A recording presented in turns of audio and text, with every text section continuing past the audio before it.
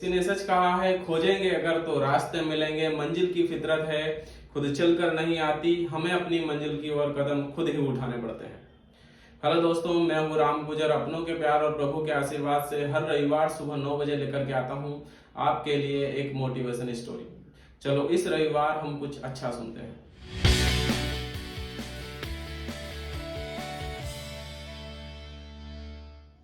दोस्तों, ये कहानी है एक महिला जिनकी उम्र 66 वर्ष की थी और अपने पति के लिए वो 3 किलोमीटर की दौड़ लगा बैठी। सुबह 8 बजे का वक्त था और हर रोज सुबह 8 बजे मैं जॉगिंग के लिए जाया करता था। और उस दिन भी मैं सुबह 8 बजे जॉगिंग के लिए जाने ही लगा था कि पास ही के पड़ोसी शर्मा जी ने आवाज दी और उन्होंने कहा कि पास में एक मैराथन की दौड़ हो रही है और उस मैराथन की दौड़ में आप जा सकते हो। मैराथन की दौड़ वो दौड़ होती है जिसमें हजारों लोग भाग लेते हैं और किसी नेक काम के लिए दौड़ते हैं और उनका उद्देश्य होता है लोगों को जागरूक करना। फिर क्या था, मैं भी उस मैराथन की दौड़ में भाग लेने के लिए चला गया। वो मैराथन की दौड़ 3 किलोमीटर की थी और मुझे लग रहा था कि मैं बहुत आसानी से 3 किलोमीटर की दौड़ को पूरा कर लूंगा। मैराथन की दौड़ शुरू ही होने लगी थी कि मैंने देखा एक बूढ़ी औरत जिनकी उम्र लगभग 60 से 65 वर्ष की लग रही थी। हैरानी की बात यह नहीं थी कि वो महिला की उम्र 60 से 65 वर्ष की थी। हैरानी की बात तो यह थी कि उस महिला ने चप्पल भी नहीं पहने थे अपने पैरों में और साथ ही वो साड़ी पहने खड़ी हुई थी उस मैराथन की दौड़ में हिस्सा लेने के लिए।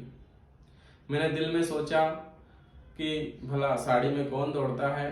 खैर, मैराथन की दौड़ शुरू हुई और मैं दौड़ने लगा और मैं दौड़ते हुए पहले नंबर पे जा रहा था। तभी देख रहा हूँ 5 मिनट के बाद मैंने जो देखा, मेरी आंखें फटी की फटी रह गई।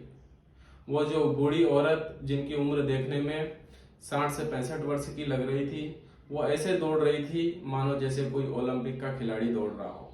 और वो इतनी तेजी से दौड़ रही थी कि वो हर एक को पीछे छोड़ते हुए आगे की ओर बहुत तेजी से बढ़ रही थी। महज 2 किलोमीटर की दौड़ के बाद मेरी स्पीड भी थोड़ी स्लो हो गई थी और वो जो महिला है वो दौड़ते हुए मेरे से भी आगे निकल चुकी थी और वो पहले नंबर पर उस महिला ने उस दौड़ को पूरा कर लिया। ये देख करके वहां मौजूद सभी लोग हैरान और बहुत परेशान थे। जैसे ही उस महिला ने वो मैराथन को पूरा किया, सारे पत्रकार और मीडिया रिपोर्टर्स उसकी ओर दौड़े चले आए और सभी लोग तरह तरह के सवाल पूछने लगे। उसमें से एक पत्रकार ने सवाल पूछा कि आपका नाम क्या है और आपको बिना चप्पलों के आपने इस मैराथन को पूरा कर लिया, आपने साड़ी पहने हुए इस मैराथन को पूरा कर लिया, आपको कैसा लग रहा है? आपको ये प्रेरणा कहाँ से मिली? आपका नाम क्या है या आपकी उम्र क्या है? उस महिला ने जवाब दिया कि मेरा नाम सरिता कारे है और मेरी उम्र जो है वो 66 वर्ष की है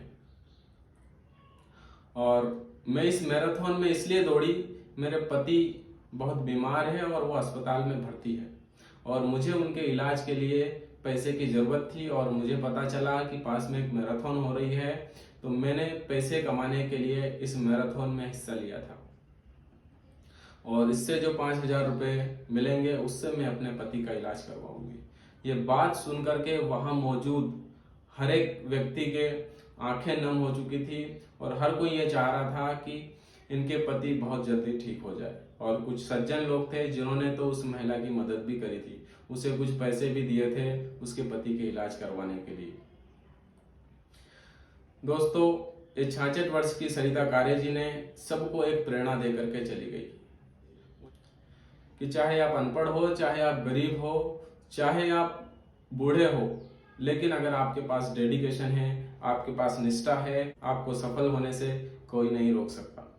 दोस्तों, ये सरिता कारे जी को देख करके उस दिन ये समझ में आया कि हर व्यक्ति, इंसान चाहे गरीब हो, चाहे अनपढ़ हो, चाहे वह ज्यादा उम्र का हो, लेकिन अगर उसके अंदर जीतने की जिद है, उसके अंदर अगर सपने हैं, उसके अगर गोल हैं, इम्पोर्टेंट उस बूढ़ी महिला के लिए उनके पति का इलाज कराने के लिए पैसे की जरूरत थी, उतना ही इम्पोर्टेंट अगर हम अपने लक्ष्य को मान ले तो हमें जीतने से कोई नहीं रोक सकता।